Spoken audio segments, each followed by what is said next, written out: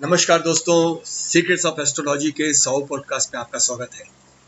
जैसा हमने आपको बताया था कि ब्रेनस्टॉर्मिंग सेशन में आज हमारे साथ श्री दीपेश पटेल जी जुड़े हुए हैं, जो एक प्रश्न उठकर आया था मैरिज के संबंध में, और इस पर कुछ 4 प्रश्न थे जिनको हम यहाँ देखने की कोशिश कर रहे हैं कि हम ज्योतिष के धारणा से उन्हें कैसे देख सकते हैं। दीपेश भाई, एक प्रश्न और था जिसे हम कूट या अष्टकूट से जोड़ के देख सकते हैं। मैरिज में इसका कितना महत्व है? आपकी इस पे क्या राय है? अनुपम जी नमस्ते। अष्टकूट मिलान की बात जो कुंडली मिलान से पहले बेसिक नक्षत्र मिलान पद्धति जिसको बोलते हैं, बेसिक उसमें जो पूरी ज्योतिष जगत में और जो ज्योतिष नहीं भी जानते हैं, एक मुख्य दोष जिसको बोलते हैं नाड़ी दोष, वो नाड़ी मिलान के सबसे अधिक गुण है। अष्टकूट का 36 गुण में से 8 गुण नाड़ी के हैं। वैसे नाड़ी के अलावा और 7 विविध गुण है। इन गुण को मिला करके टोटल 36 गुणांक होते हैं। मुख्यतः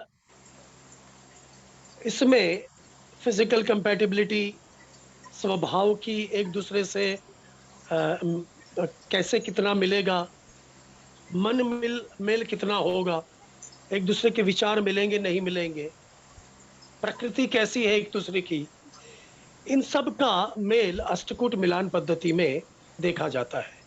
उसके 8 यूनिट्स को 1 बाय 1 देख सकते हैं, वो कभी किसी वीडियो में देखेंगे।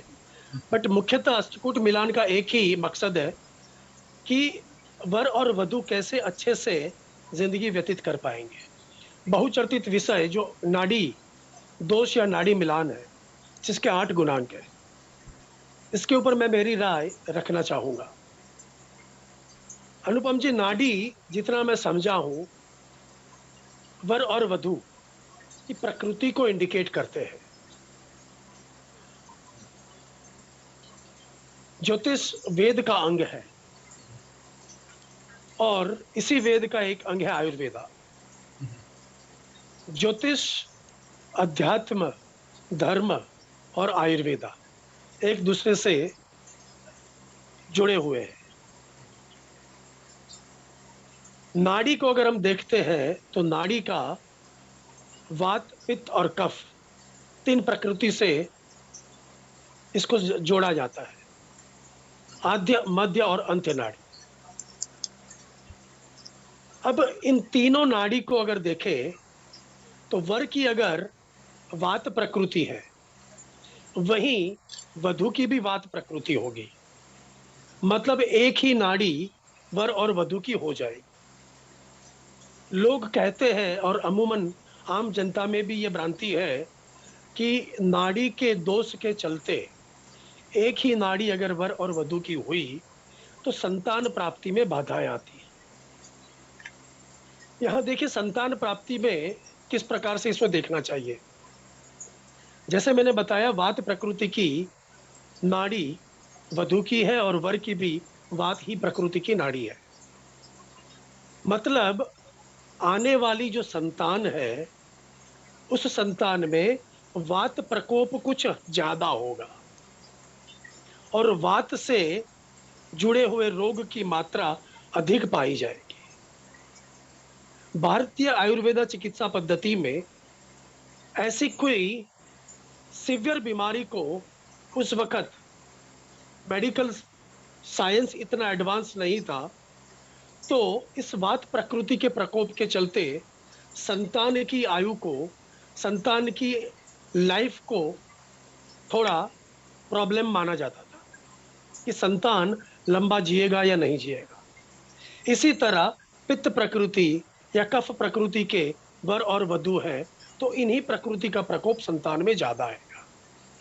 अब आजकल के एडवांस मेडिकल साइंस को अगर देखें, 6 महीने 7 महीने का बच्चा भी इंक्यूबेटर से एकदम हेल्दी होकर के पूरा जीवन व्यतीत कर लेता है।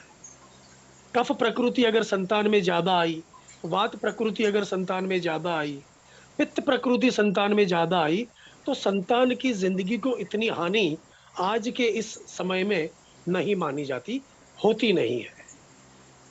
और इसका एक और कंफर्मेशन हम पंचम भाव से जुड़े शुभ और अशुभ ग्रहों के प्रभाव से देख सकते हैं।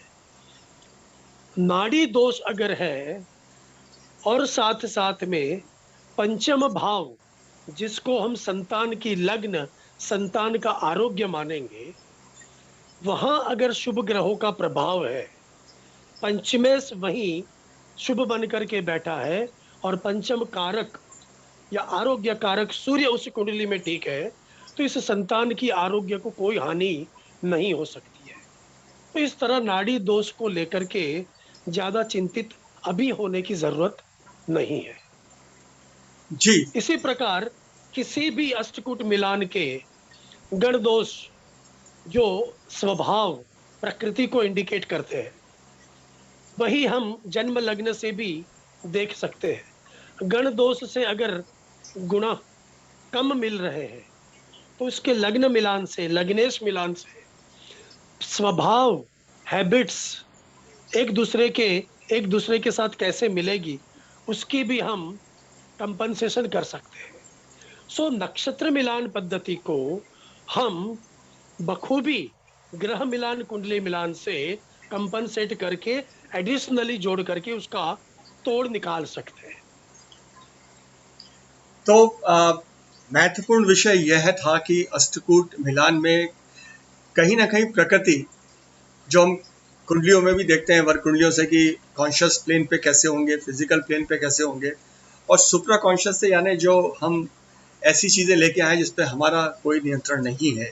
तो वो आपने जिस तरीके से नाड़ी के बारे में स्पेशली बताया कि ये मेडिकल साइंस में आज इस लेवल पे डेवलपमेंट्स हैं। मित्रों, मेरा कहना यह है कि देश काल परिस्थिति से चीज़ों का जो बदलाव भी हुआ है। आज की मैरिज जो है, जिसमें लड़का लड़की दोनों जॉब्स में होते हैं, फाइनेंशियली इंडिपेंडेंट हैं, एग्रो इकोनॉमिक्स वाली जो समाज अब नहीं है कि जहाँ 3 पीढ़ियाँ एक ही जगह बैठ के निर्भर हैं चीज़ों पे। तो सामाजिक विन्यास बदले हैं, तो कुंडली के विन्यास, कुंडली को देखने के मूल आधार में भी थोड़ा सा परिवर्तन है।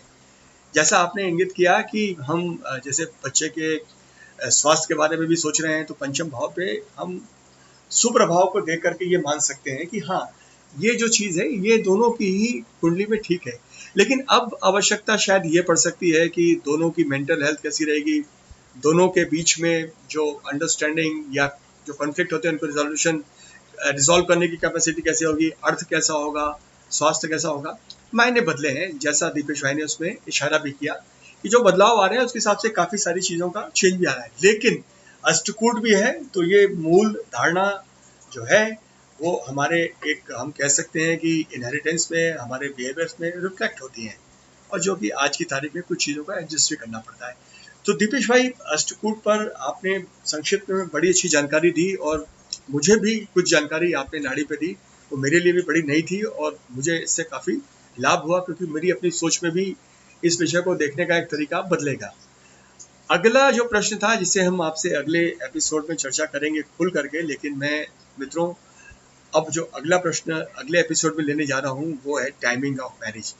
डेफिनेटली टाइमिंग इवेंट आजकल बड़ा रोचक होता है, और दीपेश जी इसमें काफ़ी अनुभव रखते हैं, शास्त्रोक्त भी और व्यवहारिक भी। तो हम इनसे चर्चा में अगले एपिसोड में जुड़ते हैं इसी विषय पर। दीपेश जी, आप हमारे साथ जुड़े, आपका बहुत बहुत धन्यवाद। धन्यवाद अनुपम जी।